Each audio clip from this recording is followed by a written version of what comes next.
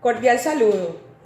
En este video le haré una videolectura del libro Homo Vitae, la sociedad teledirigida, de Giovanni Santorini, 1998. Homo sapiens. Homo sapiens, de este modo, clasifica Linneo a la especie humana en un sistema de naturaleza de 1758. Fisiológicamente, el Homo sapiens no posee nada que lo haga único entre los primates. El género al que pertenece la especie de la raza humana, lo único que lo hace único al Homo sapiens es su capacidad simbólica, lo que indujo a Ernest Cassirer a definir al hombre como un animal simbólico.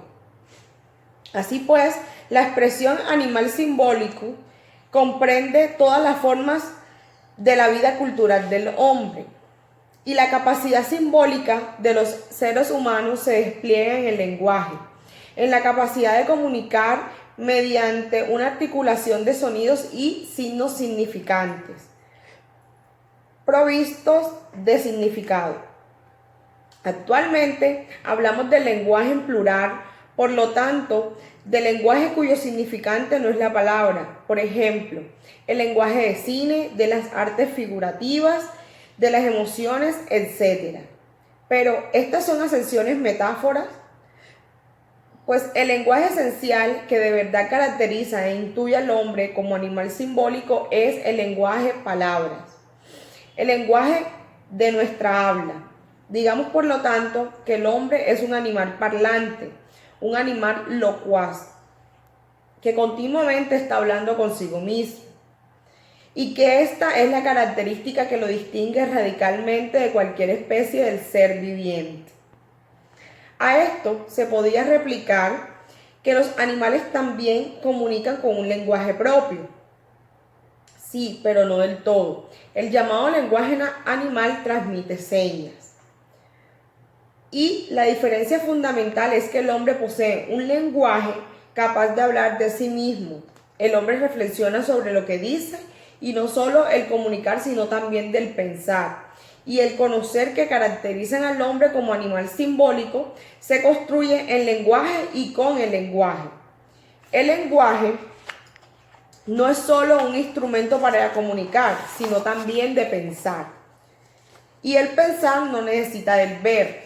Un ciego está obstaculizando que su pensar, por el hecho de que no pueda leer y por lo tanto tiene un menor soporte del saber escrito, pero no por el hecho de que no vean las cosas, tampoco piensa. A decir verdad, las cosas en las que pensamos no las ven ni siquiera el que puede ver, no son visibles. Las civilizaciones se desarrollan con la escritura y el tránsito de la comunicación oral a la palabra escrita, lo que desarrolla una civilización. Pero hasta la invención de la imprenta, la cultura de toda la sociedad se fundamenta principalmente en la transmisión oral, hasta que los textos escritos son reproducidos a manos por amanuenses. No podrían hablar aún del hombre que lee. Leer y tener algo que leer hasta finales del siglo XV, un privilegio de poquísimos doctos. El Homo sapiens, que multiplica el propio saber, pues el llamado hombre de Gutenberg, es cierto que la Biblia impresa por Gutenberg en 1452 y 1455 tuvo una tirada que para nosotros hoy es recible, de 200 copias, pero aquellas 200 copias se podían reimprimir. Se había producido el salto tecnológico, así pues es Gutenberg con quien la transmisión escrita de la cultura se convierte en algo potencialmente sensible para todos. El progreso de la reproducción impresa fue lento, pero constante y culmina. Entre los siglos XVIII y XIX, con la llegada del periódico que se imprime todos los días, el diario, al mismo tiempo desde mediados del XIX en adelante comienza un nuevo y diferente ciclo de avances tecnológicos. En primer lugar, la invención del telégrafo, después la del teléfono. Con estos dos inventos desaparecía la distancia y empezaba la era de la comunicación inmediata. La radio, que también eliminaba distancia, añade un nuevo elemento, una voz fácil de difundir en todas las casas. La radio es el primer gran difusor de comunicaciones, pero un difusor que no menoscaba la naturaleza simbólica del hombre, ya que con la radio hablar difunde siempre cosas dichas con las palabras. De modo que los libros, periódicos, teléfonos, radios, son todos ellos en concordancia elementos portadores de comunicación lingüística. La ruptura se produce a mediados de nuestro siglo, con la llegada del televisor y de la televisión. La televisión, como su nombre indica, es ver de lejos, es decir, llevar ante los ojos de un público de espectadores cosas que pueden ver en cualquier sitio, desde cualquier lugar y distancia. Y la televisión, el hecho de ver prevalece sobre el hecho de hablar, en el sentido de que la voz del medio o del hablante es secundaria, está en función de la imagen, comenta la imagen. Y como consecuencia, el espectador es un animal vidente que un animal simbólico. Para él, las cosas representadas en imagen cuentan y pesan más que las cosas dichas con palabras. Y esto es un cambio radical de dirección, porque mientras que la capacidad simbólica distancia al Homo sapiens del animal, el hecho de ver lo que se acerca a su capacidad ancestral al género al que pertenece la especie del Homo sapiens. Progreso tecnológico. Todo progreso tecnológico en el momento de sus apariciones han sido temidos e incluso rechazados. Y sabemos que cualquier innovación molesta porque cambia los órdenes constituidos. Pero no podemos ni debemos generalizar. El evento más protestado fue históricamente el de la máquina industrial.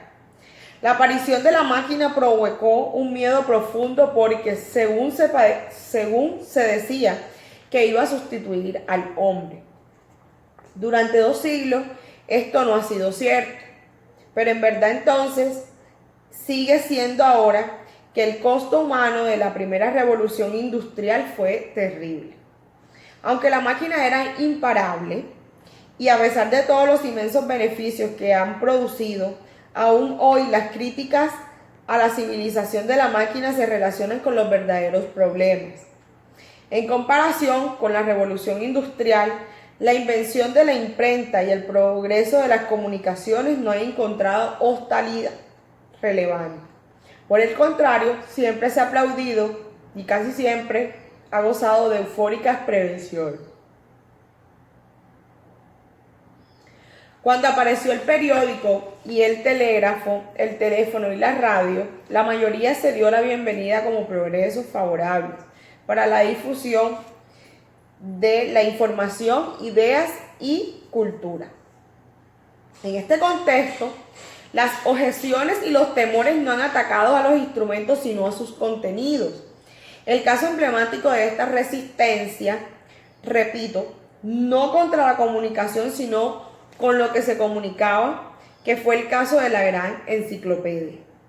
La enciclopedia de Diderot fue prohibida incluso en el índice en 1759, con el argumento de que escondía una conspiración para destruir la religión y debilitar la autoridad del Estado.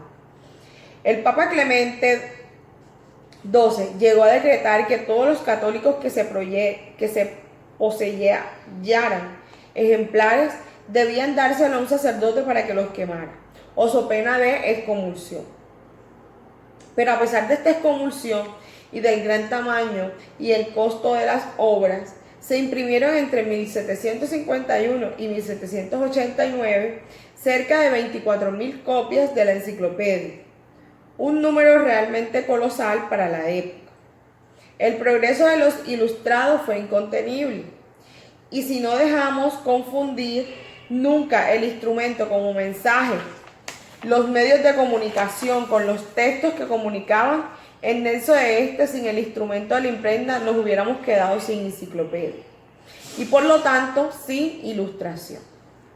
Volvamos a la instrumentalización. Incluso cuando un proceso tecnológico no suscita temores importantes, todo invento da lugar a previsiones sobre sus efectos, sobre las consecuencias que se producirán. No es cierto que la tecnología de la comunicación haya suscitado previsiones catastróficas, pero es verdad que con frecuencia nuestras previsiones no han sido muy acertadas en este sentido, pues lo que ha sucedido no estaba previsto.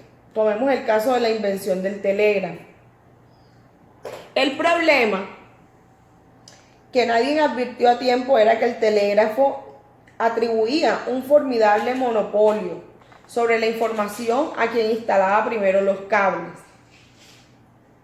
De hecho, en Estados Unidos, la Western Junior y la Asociación Press se convirtieron enseguida en los aliados naturales.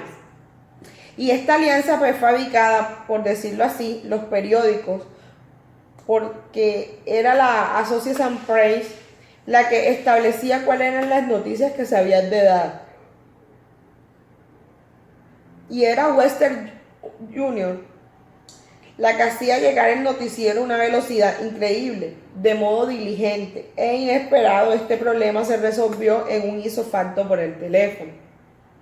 Un cable más que sin embargo permitía a cada usuario comunicarse como quería. También la radio ha tenido efectos secundarios no previstos, por ejemplo, la musicalización de nuestra vida cotidiana. Y la televisión, hemos llegado al punto importante. Hasta la llegada de la televisión a mediados de nuestro siglo, la acción de ver del hombre se había desarrollado en dos direcciones. Sabíamos engrandecer lo más pequeño, como el microscopio, y sabíamos ver a lejos con el binóculo o más con el telescopio. Pero la televisión no permite verlo todo, sin tener que movernos. Lo invisible no llega a casa prácticamente gratis, desde cualquier lugar. Sin embargo, no era suficiente. En pocas décadas, el progreso tecnológico nos ha sumergido en una edad cibernética, desbarcando, según dicen, a la televisión. En efecto, hemos pasado o estamos pensando a una edad multimedia en la cual, como su nombre le indica, los medios de comunicación son numerosos y la televisión ha dejado de ser la reina de esta multimedia. El nuevo soberano es ahora el ordenador, porque el ordenador no solo unifica las palabras y el sonido y las imágenes, sino que también introduce en lo visible realidades simultáneas y realidades virtuales. Pero no acumulemos demasiadas cosas. La diferencia en la que debemos detenernos es que los medios visibles en cuestión son dos y que ya son muy diferentes. La televisión nos muestra una imagen de cosas reales. La fotografía y la cinematografía de lo que existe. Por el contrario, el ordenador cibernético nos enseña imágenes imaginarias. La llamada realidad virtual es una irrealidad que se ha creado con la imagen y que en la realidad solo es en la pantalla. Lo virtual y las simulaciones amplían desmenuzadamente la posibilidad de lo real, pero no son la realidad. El videoniño. Así pues, el cambio de aguja se ha producido por el hecho de informar bien. Este cambio empieza con la televisión. Por lo tanto, comienzo también yo por telever, sean cuales sean los desarrollos virtuales del videover, posterior a la televisión. Es la televisión la que modifica primero y fundamentalmente la naturaleza misma de la comunicación, pues la traslada al contexto de la palabra o al contexto de la imagen. La diferencia es radical. La palabra es un símbolo que se resuelve en lo que significa y en lo que nos hace entender. Y entendemos la palabra no solo si podemos, es decir, si conocemos la lengua a la que pertenece, o en caso contrario, es letra muerta, un signo o un sonido cualquiera. Por el contrario, la imagen es pura y simple representación visual. La imagen se ve y eso es suficiente. Y para verla basta con poseer el sentido de la vista. Basta con no ser ciego. La imagen no se ve en chino, ni árabe o inglés, como se ha dicho. Se ve y es suficiente. Es claro, pues, que el caso de la televisión no puede ser tratado por analogía. Es decir, como si la televisión fuera una prolongación. Es una mera ampliación de los instrumentos de comunicación que han prescindido como la televisión. Y nos aventuramos en una novedad radical nueva. La televisión no es un anexo, es sobre todo una sustitución que modifica sustancialmente la relación de entender y ver. Hasta hoy día, el mundo y los acontecimientos del mundo nos relataban por escrito. Actualmente se nos muestra. Y el relato se explicaba. Esta práctica son en función de la imagen que aparece en la pantalla. Si esto es verdad, podemos deducir que la televisión está produciendo una permutación, una metamorfosis, que reinvierte en la naturaleza misma como en la del Homo sapiens. La televisión no solo es un instrumento de comunicación, es también a la vez paidera, que es un instrumento antropogénico, un medio que genera un nuevo antropólogo, un nuevo tipo de ser humano. Esta es la tesis, o si se prefiere, la hipótesis en la que se centra todo libro y sobre la cual obviamente volveremos con frecuencia. Una tesis que se fundamenta como premisa en el puro y simple hecho de nuestros niños ver la televisión durante horas y horas antes de aprender a leer y a escribir. Curiosamente, se ataca esta exposición porque sobre todo habitúa al niño a la violencia y lo hace del adulto más violento. Digo curiosamente porque aquí un detalle del problema lo sustituye y lo esconde. El argumento de un niño de menos de 3 años no entiende lo que está viendo y por lo tanto absorbe como más razón la violencia como un modelo excitante y tal vez triunfador de la vida absoluta.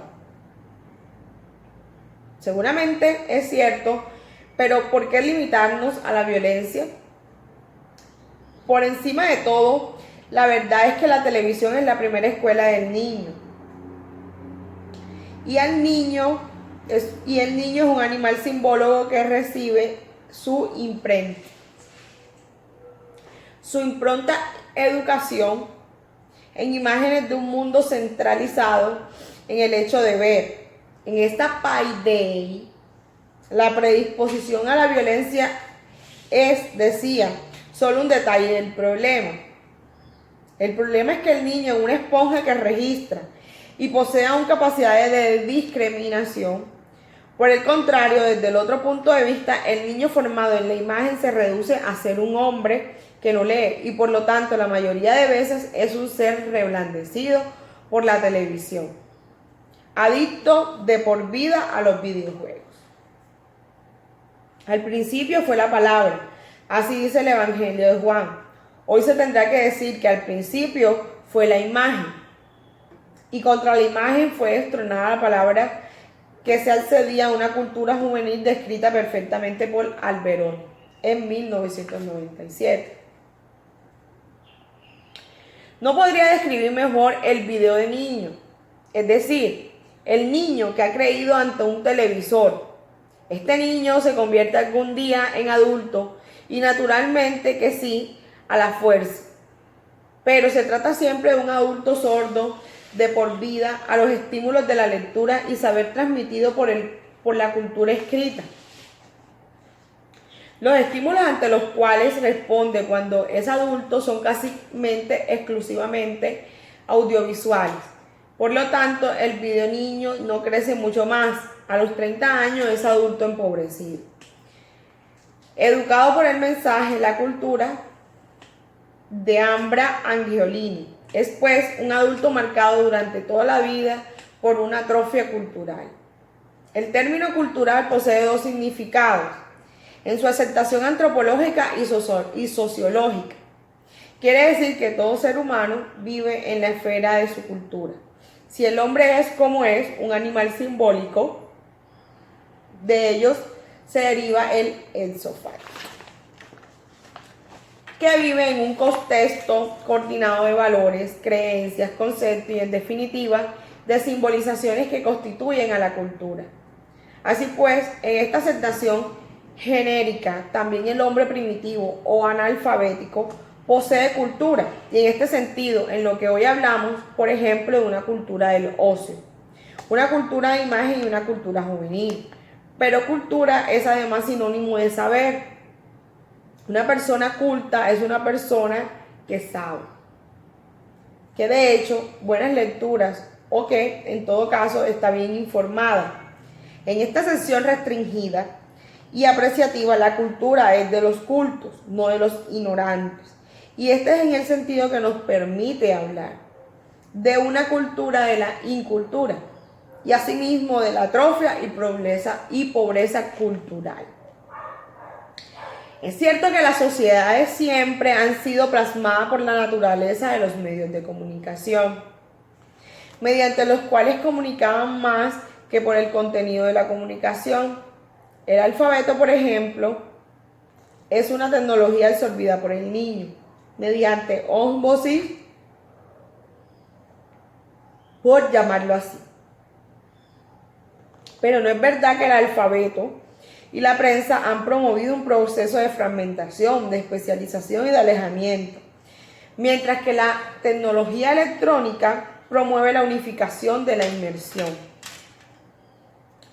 Si acaso es verdad lo contrario, ni siquiera esta consideración puede demostrar superioridad alguna de la cultura audiovisual sobre la cultura escrita.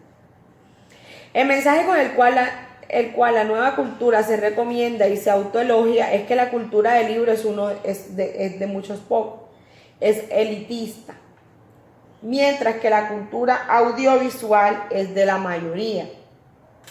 Pero el número de beneficiarios, sean minoría o mayoría, no altera la naturaleza sino el valor a una cultura. Y el coste de una cultura de todos es el desclasenamiento en una subcultura que además cualitativamente inculta. Entonces la operación representa solamente una pérdida, y esta vez mejor que todos los seamos incultos y que no se hayan perdido unos pocos incultos. Queremos una cultura en la que nadie sepa nada. Y en definitiva, si el maestro se debe más a un alumno, tenemos que matar al maestro, y el que no razona de este modo es un elitista. Esta es la lógica que carece de lógica.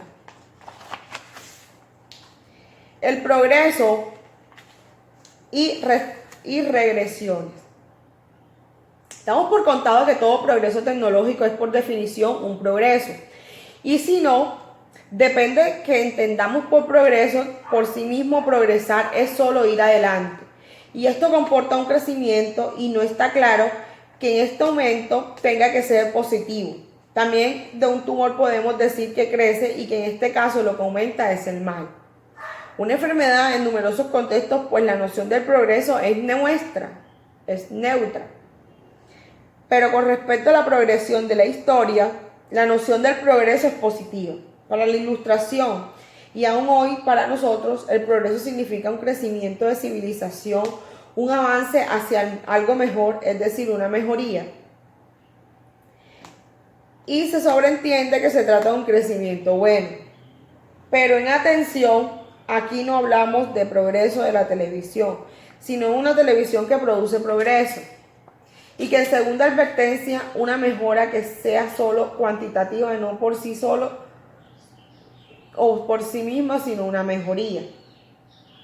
Es solamente una extensión, una mayor tamaño de la penetración. El progreso es una epidemia y por lo tanto su difusión no es por decirlo, un progreso que ayuda al progreso.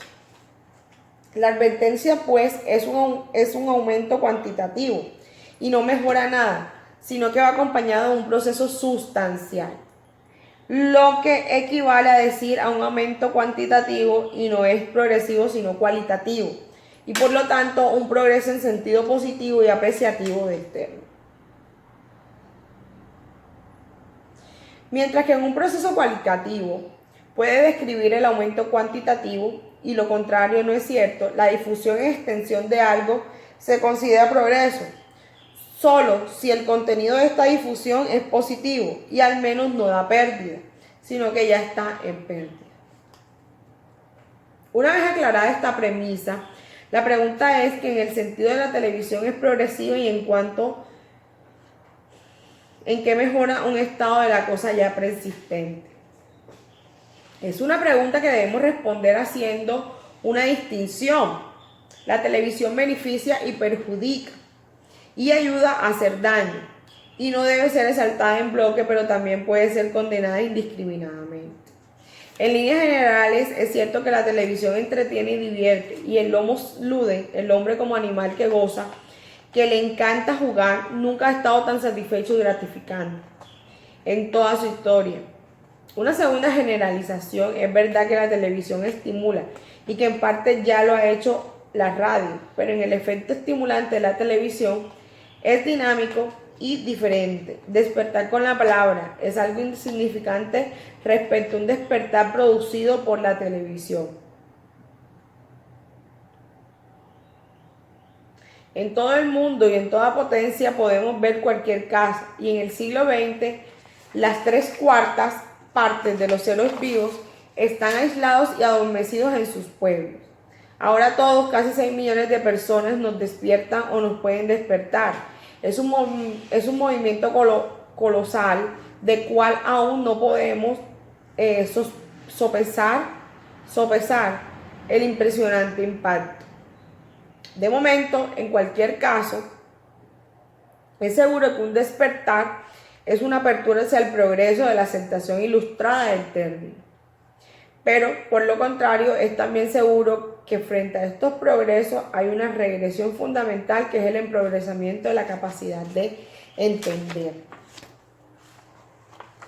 El empobrecimiento de la capacidad de entender. El Homo sapiens, volviendo ahí, debe todo su ser y todo el avance del entendimiento a su capacidad de abstracción. Sabemos que toda palabra que articula el lenguaje humano son símbolos que evocan también una representación y por lo tanto llevan a mente figuras e imágenes de cosas visibles y que hemos visto. Pero esto sucede solo con los hombres o nombres propios y con las palabras concretas. Es decir, palabras como casa, cama, mesa, carne, auto, gato, mujer, etc. Nuestro vocabulario es de orden práctico.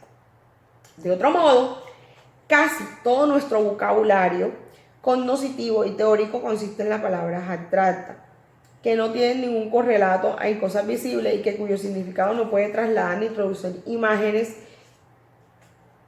a ciudades que todavía en algo que podemos ver y que no es posible ver nación. Estado, soberanía democrática, representación burguesa, etc. son conceptos abstractos elaborados por un proceso mental de abstracción que están constituidos por nuestra mente como entidades.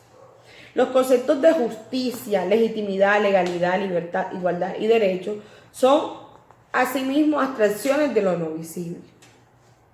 Y aún más, palabras como paro, inteligencia, felicidad son también palabras abstractas.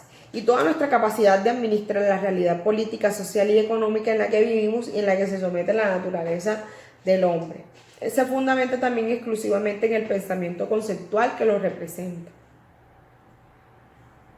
Y de hecho, durante los milenios los primitivos no solo moviendo en sus pequeñas aldeas y organizaciones tribales, por el contrario, los pueblos se consideraban avanzados, por lo que han adquirido un lenguaje abstracto que es además un lenguaje construido de la lógica, que permite el conocimiento analítico y científico.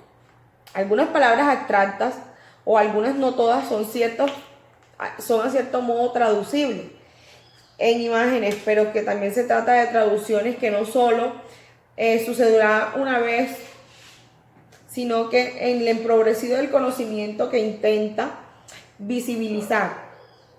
Por ejemplo, el desempleo se traduce en la imagen del desempleado. La felicidad en la fotografía de un rostro que expresa alegría. O la libertad nos remite a una persona que sale de la cárcel. Incluso podemos ilustrar la palabra igualdad mostrando dos pelotas de brillar y decir, he aquí objetos iguales. O bien representa la palabra inteligencia mediante la imagen. De un cerebro, sin embargo, todo ello son distorsiones de esos conceptos en cuestión. Y la posible traducción que ha surgido no produce prácticamente nada. La imagen de un hombre sin trabajo nos lleva a comprender de algún modo qué es la causa del desempleo y cómo resolverlo. De igual manera, el hecho de mostrar a un detenido que abandona la cárcel nos explica la libertad. Y al igual que la figura de un pobre que nos explica la pobreza. De este modo, el mundo sensible, el mundo percibido por nuestros sentidos, y la cuestión es esta: la televisión invierte la evolución de lo sensible, de lo inteligible, y lo convierte en ictus oculis, en un regreso al punto y simple acto de ver. La televisión produce imágenes y anula los conceptos, y de este modo atrofia nuestra capacidad de abstracción y con ella toda nuestra capacidad de entender. Para el sensismo, la idea son calcos derivados de la experiencia sensible, pero que al revés la idea escribía a Kant. Es un concepto necesario de la razón al cual no puede ser dado en los sentidos ningún objeto adecuado. Pero por lo tanto, lo que nosotros vemos y percibimos concretamente no produce ideas, pero se infieren en ideas que lo cuadran y lo significan. Este es el proceso que atrofia cuando el Homo sapiens es reemplazado por el Homo videns. En este último, el lenguaje conceptual es abstracto y el lenguaje perceptivo es concreto, que infinitamente más pobre, no solo en cuanto a palabras, sino que todo en cuanto a la riqueza significativa, es decir, la capacidad connotativa. Contradeducciones. La acusación es grave y uno de los intentos de exponerla en toda su gravedad es ver de qué modo las acusaciones son videodefensores y multimedialistas. Las saben rebatir. La respuesta ritual es que todo hallazgo tecnológico se ha topado con inquisidores que siempre se han equivocado. Pero ya hemos visto que esta respuesta es falsa. ¿Quién maldijo el invento de la imprenta? ¿Quién condenó el telégrafo y el teléfono? La invención de esta radio deslumbra todo, y responder invocando a las existencias sustanciadores es una respuesta vacía que invade el problema. Una segunda respuesta es lo inevitable a esta aceptación. Del mismo modo, el desarrollo de la era nuclear trajo como consecuencia la bomba atómica que pudo exterminarnos a todos, y esto fue inevitable. A pesar de ello, numerosas personas, entre toda la producción de la energía nuclear, y todos temen a impedir el buen uso bélico del átomo. Una tercera respuesta es la verdadera y seria, que es la palabra e imagen que nos contrapone. Contrariamente, aun cuando venga afirmando entender mediante concepto y entender a través de la vista, se combinan en una suma positiva, reforzando al menos, integrándose el uno al otro. Así pues, la tesis es que el hombre que lee y el hombre que ve, la cultura escrita y la cultura audiovisual, da lugar a una síntesis armónica. El dato de fondo es el siguiente: el hombre que lee está decayendo rápidamente. Bien se trata de que el lector de libros, como el lector de periódicos en España, en Italia, es un adulto que cada 2 no lee ni siquiera un libro al año. En Estados Unidos, en 1970 y 1993, los diarios perdieron casi una cuarta parte de sus electores. Por más que quieran afirmar que la culpa es tan veloz del descenso de la mala calidad y la equivocación de adaptación a los periódicos en competencia televisiva. ¿Cuánta parte tenemos el hecho de que la imagen no da? Que por sí misma que casi ninguna inteligibilidad la imagen debe ser explicada. La cuarta respuesta es que, aún admitiendo que es el acto para empobrecer el entendimiento, este empobrecimiento está ampliamente compensado por la difusión del mensaje televisivo y por su accesibilidad a la mayoría. Para los triunfalistas de nuevos medios de comunicación, el saber mediante concepto es elitismo, mientras que el saber por imagen es democrático. Pero este elogio es impúdico y tramposo, como esclarecer a continuación. Y se ha explicado que un proceso que es solo cuantitativo y que comporta una regresión cualitativa no constituye un avance en la acepción positiva del término. Por lo tanto, la conclusión vuelve a ser un conocimiento mediante imagen y no de saber en sentido cognoscitivo, y el término, más que difundir el saber, erosiona los contenidos del mismo. En última respuesta, posibilita, es más, aceptar que las críticas aquí formuladas son justas para la televisión, pero que no solo son para el naciente mundo multimedia, sino que pasaremos a analizar esto a continuación. El Internet y la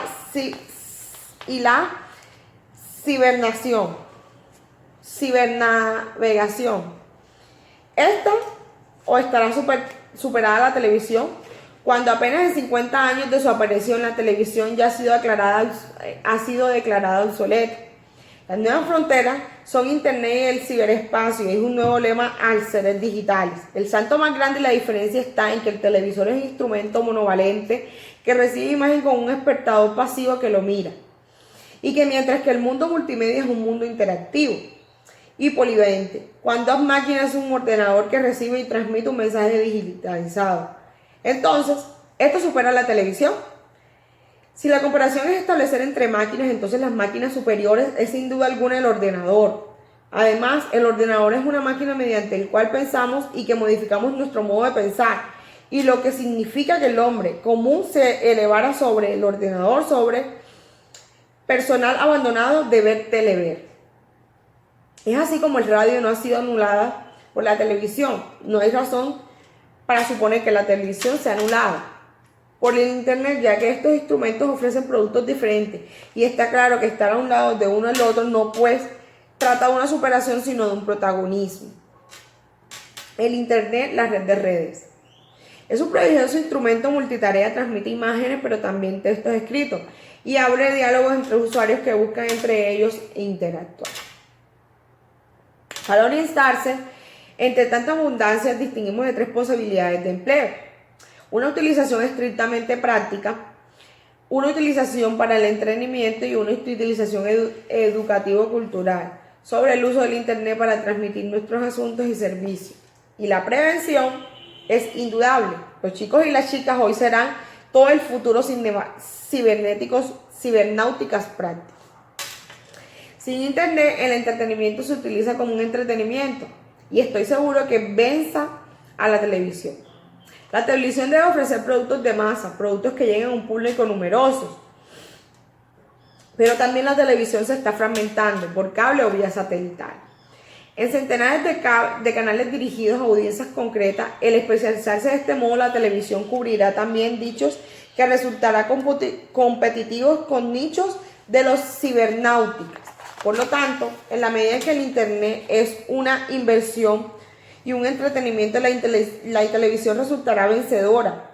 Los problemas es que si el Internet producirá o no crecimiento cultural.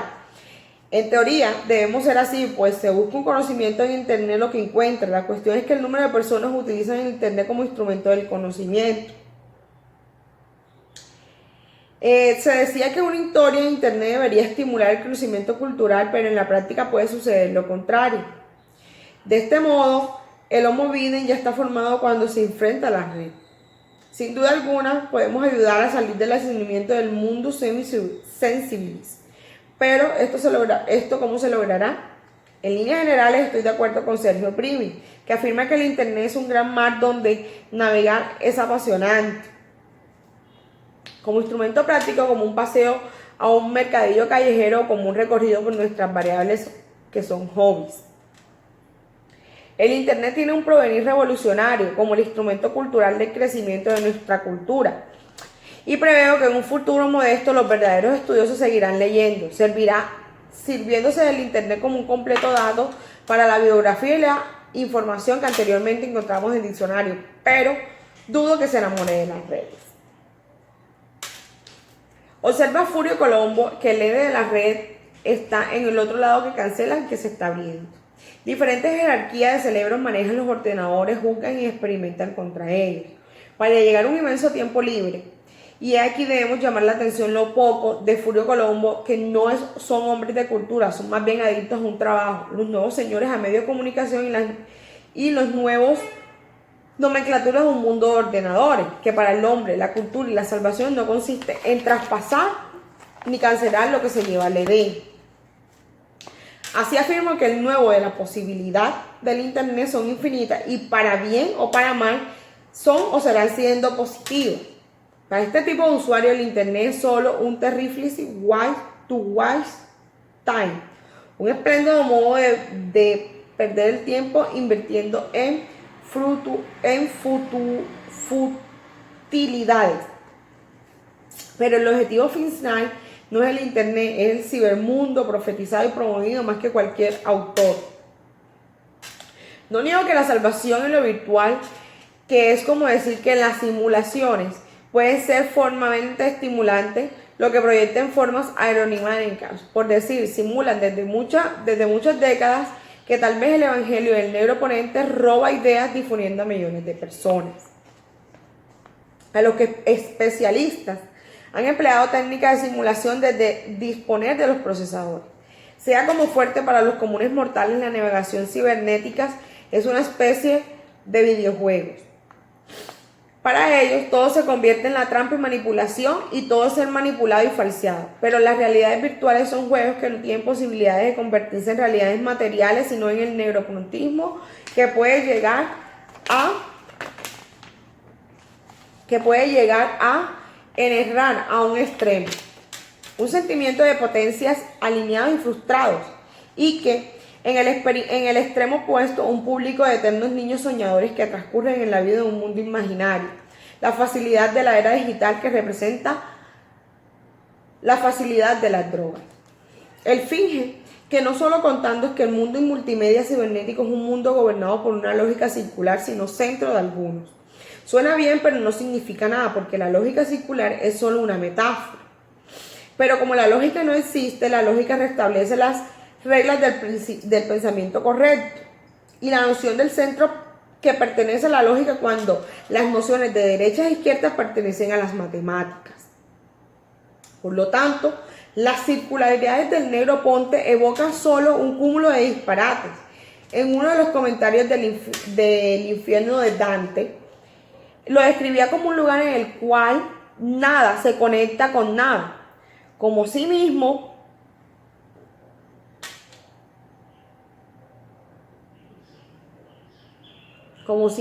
es un detrimento, y esto se fundamenta en la consideración de que la televisión no tiene techo. En 1992 ya existía en el mundo 1 millón de millones de televisores.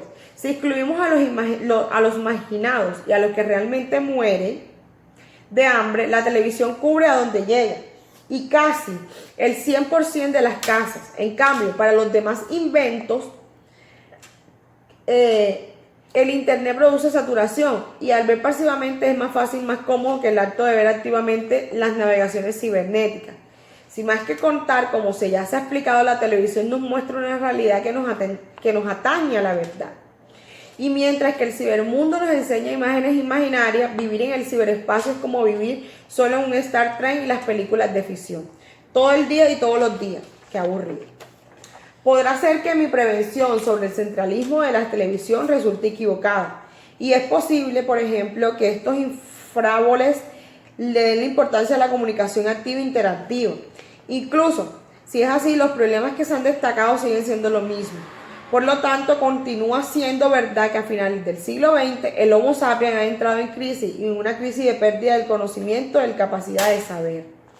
Bueno, compañeros, esto ha sido todo por hoy en la lectura del Homo Videns y nos vemos a continuación con una disertación de esta lectura y con los glosarios. Hola, les recuerdo, mi nombre es Deiris Irina Cabarcas Martínez. Soy estudiante de segundo semestre de Derecho en la Universidad del SINU Seccional Cartagena. Como les prometí en el video anterior, con este video busco hacer una disertación del libro El Homo Vide de Giovanni Sartori. Anteriormente les hice la videolectura del primer capítulo y ahora aquí les explicaré o les haré un pequeño, no digamos resumen, sino esa pequeña disertación de lo que realmente logré entender, lo que quiso decir el autor. En este primer capítulo de Giovanni Sartori, en donde nos habla del Homo sapiens como animal simbólico, que es de todas las formas de la vida cultural del hombre, donde él expresa de la aparición del telégrafo, del teléfono, de la radio y de ese proceso tecnológico que tuvo la humanidad. De este video también habla del video niño, de los progresos y regresiones del internet y la cibernavegación, entre otros temas más que habla el primer capítulo. Puedo decir que es un interesante capítulo, ya que el autor describió de manera alarmante a un nuevo tipo de hombre conceptualizado en una costumbre de alimentar la mente con imágenes. Planteó la influencia que tienen los medios de comunicación, en especial la televisión, sobre las masas, sobre el medio, sobre la humanidad o sobre la sociedad. Otro aspecto que hace referencia es que el mundo de la multimedia y el internet lo describe como un mundo limitado. Decía que la especie del Homo sapiens era producto de la evolución pensante, pero la televisión nos ha transformado como el Homo Vide, para el cual las imágenes cobran mayor sentido y valor de lo escrito o lo hablado. Este texto invita a reflexionar en el mundo que se está viviendo y ayuda a darse cuenta de los eventuales peligros al que nos podríamos llevar la multimedia y muy particularmente la televisión.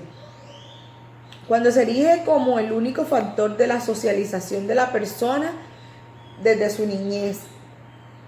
Él enfatiza mucho en eso. Y la tesis central de Sartori es que la televisión y el video modifica radicalmente y empobrece el aparato cognoscitivo del Homo sapiens, a tal punto que anula su pensamiento y lo hace incapaz de articular ideas claras y diferentes, hasta llegar a fabricar lo que él denomina un proletariado intelectual. La cultura audiovisual es inculta y por lo tanto se refiere que no es cultura. Eso afirma Sartori. Del Homo sapiens dice que es un producto de la cultura escrita y se ha pasado al Homo Vide, producto de la imagen. Es más, el autor afirma que la televisión en la época actual no sería solo un instrumento, sino que es un medio que genera un nuevo tipo de ser humano. Sartori se concentra solamente en los efectos cognitivos que la televisión producirá en el hombre. Y se olvida que no basta la información para que exista una correcta opinión pública que sirva como contrapeso real a otros poderes de la sociedad. El Homo Vide solo podría resurgir como una persona si la dimensión cognitiva se le agrega la dimensión de la ética formativa. Pero vale la pena resaltar o vale la pena tener en cuenta que esta obra escrita por Giovanni Sartori fue a finales de los años 90. Entonces, llevando a la actualidad, se puede decir que existen otros medios o que esos que él planteaba quedaron como en la obsolencia. La inmensa supremacía de la imagen sobre las palabras permiten tener vigente hoy en día, pero sin embargo aparece un nuevo medio de comunicación que está revolucionando la sociedad desde los cimientos. Y es lo que él dice que es el Internet. Santori también habla de las redes como una oportunidad de desarrollo para el ser humano. Sin embargo, duda de que la utilidad de esta herramienta llegue más lejos que la televisión. Eso lo decía él en su momento, pero lo que logramos evidenciar es que el Internet tiene propuestas buenas y que realmente no, ha sido más su impacto positivo que negativo, y que ha llegado más lejos que la televisión, porque la televisión, los medios de comunicación tratan de esconder o ocultar lo que realmente pasa. En cambio, con la Internet nos hemos vuelto o ha vuelto más a la sociedad crítica. Entonces podemos decir que esta herramienta sí ha llegado más lejos que la televisión, y que no solamente ha sido un impacto negativo, sino positivo, un impacto que ha generado un enfoque muy bueno en lo que es la sociedad. Se revela también contra la falta del esfuerzo mental que proviene de la televisión y que se traslada al Internet como si se tratara de un simple ejercicio de un paso eventual. Nos dice que a pesar del universo de las posibilidades que ofrece la red, va a seguir siendo un individuo absorbido por un poder triturante de una imagen fácil, y que efectivamente el Internet se ha convertido en un océano de información que nos inunda cada vez más que accedemos a él mediante el simple hecho de abrir el navegador, que era lo que le decía anteriormente. No va a pasar a ser algo que llegó y boom, y fue como un boom. No, realmente el Internet genera ese buen impacto. Pero ahora ya no depende de los intereses económicos de las empresas privadas o de los intereses políticos de los gobiernos, ya que la televisión se encuentra como un estado de excelente modo de manipularnos a nuestros antojos. Cada vez que entramos en la red, se nos abre un mundo de posibilidades infinitos que se construye con porciones de múltiples realidades, creadas por numerosas personalidades, y que si se mezclan del todo, estos tipos de interés